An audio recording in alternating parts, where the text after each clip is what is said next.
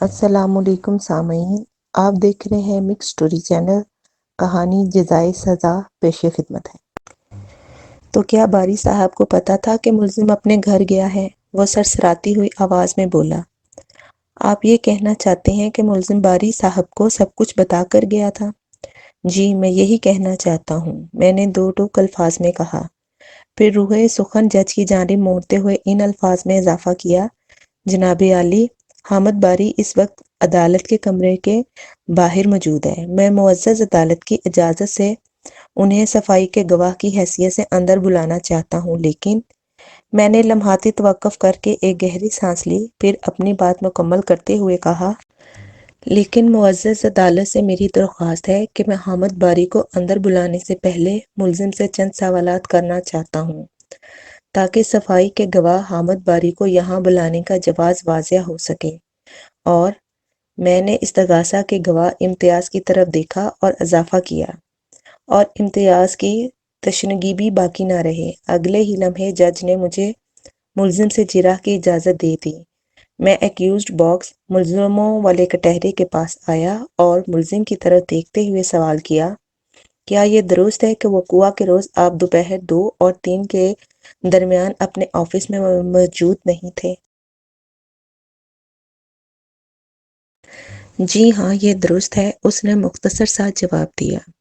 اور کیا یہ بھی درست ہے کہ آپ ٹھیک 3 بجے اپنے گھر میں موجود تھے؟ جی، یہ بھی درست ہے۔ کیا وقوع کے روز 3 بجے آپ کا اپنے گھر میں موجود ہونا کسی خاص پروگرام کا حصہ تھا؟ میں نے اپنے مقصد کی جانب پیش قدمی کرتے ہوئے سوال کیا۔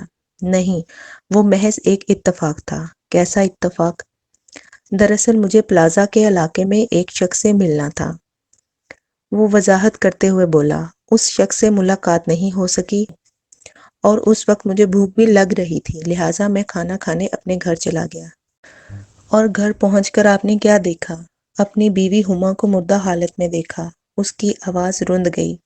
بہت خوب، وکیل استغاثہ نے استہزائیہ انداز میں کہا۔ ملزم کو کسی شخص سے ملاقات کرنے پلازا کے علاقے میں جانا تھا، اور وہ اپنے بیان کے مطابق پلازا گیا بھی، مگر اس کی مذکورہ شخص سے ملاقات نہ ہو سکی، لہٰذا وہ کھانا کھانے اپنے گھر چلا گیا۔ تو اس میں ایسی پریشانی والی کون سی بات ہے میرے فاضل دوست؟ میں نے ترکی بترکی جواب دیا۔ حیرانی اور پریشانی والی بات یہ ہے کہ ملزم کا کسی شخص سے ملاقات کے لیے جانا طے تھا، لیکن اس کے باوجود بھی اس نے آفس کے چپڑاسی سے لنچ منگوایا اور خود غائب ہو گیا۔ ہاں تو؟ میں نے وکیل استغاثہ کو گھور کر دیکھا۔ میں سمجھا نہیں، آپ کیا ثابت کرنا چاہ رہے ہیں؟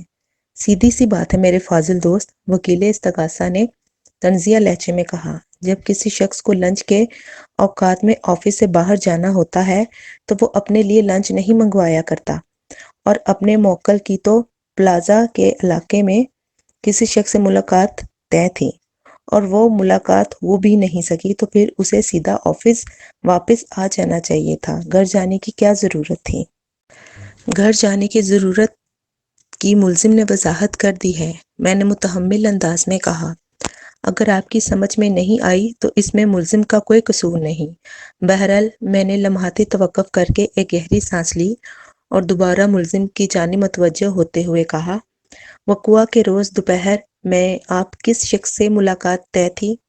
امجد حسین سے، اس نے جواب دیا۔ امجد حسین ایک پراپرٹی ڈیلر ہے اور پلازا کے علاقے میں اس کی اسٹیٹ ایجنسی ہے۔ آپ کس سلسلے میں امجد حسین پراپرٹی ایجنٹ سے ملاقات کرنے والے تھے؟ دراصل ہم جس بلڈنگ میں رہ رہے ہیں وہاں بھانت بھانت کے لوگ آ کر آباد ہو گئے ہیں، وہ معتدل انداز میں وضاحت کرتے ہوئے بولا۔ بلڈنگ کا ماحول فیملی والوں کے لیے مناسب نہیں رہا، ہم گھر تبدیل کرنے کے بارے میں سوچ رہے تھے۔ اسی سلسلے میں امجد حسین سے میری بات چل رہی تھی، وہ مجھے ایک اچھا سا فلیٹ دکھانے والا تھا، لیکن وقوع کے روز امجد حسین سے آپ کی ملاقات نہیں ہو سکی۔ میں نے کہا، اس کی کوئی خاص وجہ؟ جی ہاں، وہ اس بات میں گردن ہلاتے ہوئے بولا۔ جب میں امجد حسین کی ایجنسی پر پہنچا تو پتہ چلا کہ وہ کسی پارٹی کو کوئی فلیٹ دکھانے گئے ہوئے ہیں۔ میں نے وہی ایجنسی میں بیٹھ کر 5-10 منٹ ان کا انتظار کیا، لیکن جب ان کی واپسی کی کوئی امید نظر نہ آئی تو میں ایجنسی سے یہ سوچ کر واپس آ گیا کہ یہاں بیٹھ کر وقت ضائع کرنے کا کوئی فائدہ نہیں۔ میں بعد میں کسی وقت امجد حسین سے ملاقات کر لوں گا۔ اور جب آپ ایجنسی سے باہر نکلے تو آپ کو بھوک نے ستایا، میں نے جراح کے سلسلے کو لپیٹتے ہوئے کہا۔ اور آپ نے گھر کا رخ کیا؟ جی ہاں، میں کھانا کھانے اپنے گھر آ گیا تھا۔ وہ مضبوط لہجے میں بولا۔ میں نے استغاثہ کی تکلیف دور کرنے کی غرض سے نہایت ہی ٹھہرے ہوئے لہجے میں اپنے موکل سے پوچھا، ایک بات کا بہت سوچ سمجھ کر جواب دیں۔ میں نے ٹھہر ٹھہر کر انتہائی سنجیدہ لہجے میں استفسار کیا، جب آپ کی وقوعہ کے روز امجد حسین پراپرٹی ایجنٹ سے ملاقات طے تھی اور یہ ملاقات آپ نے لنچ کے وقفے ہی میں کرنا تھی، تو پھر آپ نے امتیاز سے اپنے لیے لنچ کیوں منگوایا تھا؟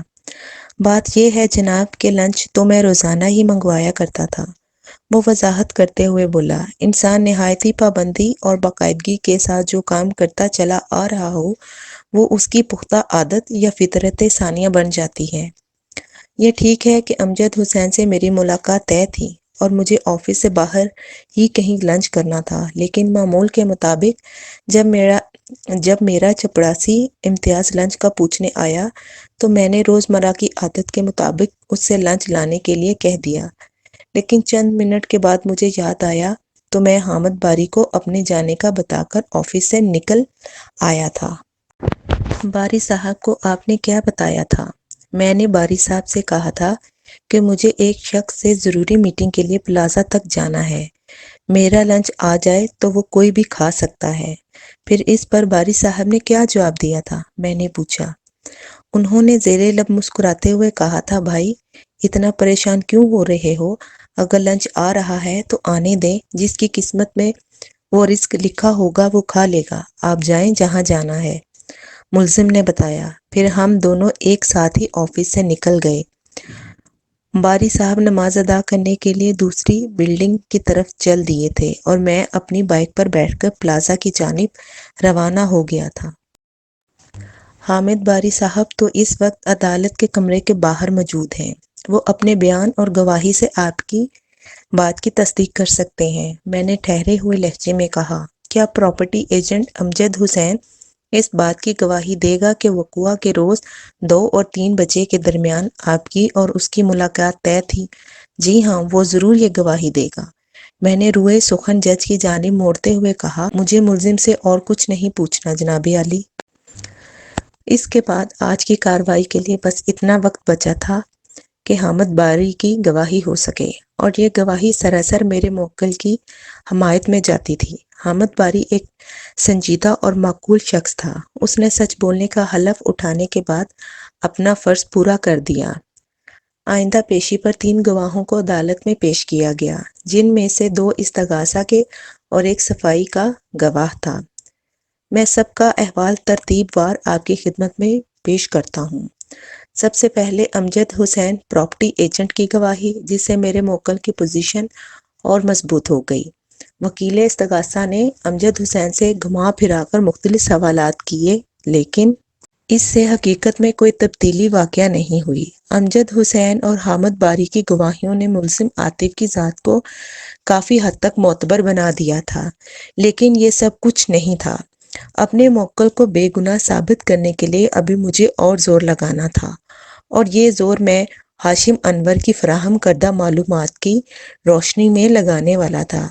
ہاشم انور نے ملزم کے لیے ایک سچے اور کھرے دوست کا کردار ادا کیا تھا۔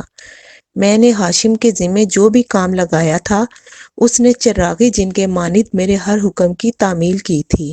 اسے وکیل بننے کا شوق تھا، اس میں ایک جاسوس، ایک سیکرٹ ایجنٹ کی تمام خصوصیات موجود تھیں۔ استغاثہ کی جانب سے مقتولہ ہما کی ماں رئیسہ بیگم گواہی کے لیے پیش ہوئیں۔ رئیسہ بیگم کو روز اول ہی سے ملزم عاطف سے خدا واسطے کا بیر تھا۔ وہ ہما کی شادی اپنی آپا نفیسہ بیگم کے بیٹے نوید صدیقی سے کرنا چاہتی تھی، لیکن یہ کام ہما اور اس کے باپ خاور حمید کی ضد کے باعث ہو نہیں سکا تھا۔ رئیسہ بیگم کو اپنی شکست کا گہرا ملال تھا، لہٰذا اس نے ملزم کے خلاف منہ بھر بھر کر زہر اگلا۔ اس کے بیان کے الفاظ آگ کے گولوں کے مانند تھے، تاہم اس کے اندر کام کی کوئی بات نہیں تھی، لہٰذا میں نے مختصر سی جیرا کے بعد اسے فارغ کر دیا۔ رئیسہ بیگم کے بعد استغاثہ کے سب سے اہم گواہ نور علی کی حیثیت عینی شاہد کی تھی، اور استغاثہ اس گواہ پر بہت زیادہ انحصار کر رہا تھا۔ جب میں عاطف کی ضمانت کے لیے زور مار رہا تھا تو وکیل استغاثہ نے اس عینی شاہد کا بطور خاص ذکر کیا تھا۔ بعد ازاں انکوائری افیسر نے بھی اس عینی شاہد پر بہت زور دیا تھا۔